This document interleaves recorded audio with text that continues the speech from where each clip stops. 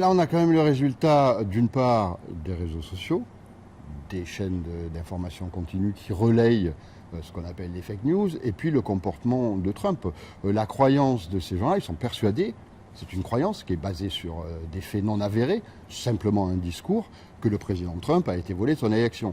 Et donc c'est une mécanique qui s'enchaîne avec le résultat auquel on est arrivé. C'est absurde, mais c'est compréhensible du point de vue de la communication et du faible degré de politisation des individus qui étaient là, et puis par ailleurs de leur croyance en Trump qui dépasse l'entendement. Est-ce que justement le système d'élection américain n'est pas complètement obsolète maintenant avec ce système de grands électeurs qui représentent personne et qui peut même élire, on l'a vu avec Trump, quelqu'un qui n'a pas fait un maximum d'électeurs dans tout le pays, puisque Hillary Clinton arrive en tête et c'est Trump qui est élu. C'est une démocratie, alors, ça? Il y a deux choses. Il y a le système des grands électeurs qui est complexe, mais qui est inscrit dans une longue histoire constitutionnelle et qui, je pense, ne va pas être modifié tout de suite.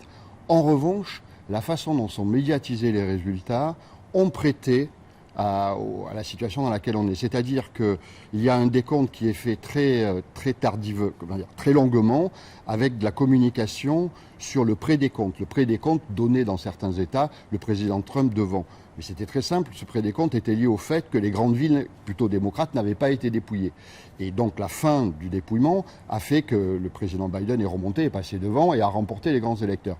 Mais la surmédiatisation de cet espace-temps a fait que la croyance au vol de l'élection a pu être rendue possible par Trump qui s'estime dépossédé. Donc il y a une mécanique certainement à régler de ce côté-là.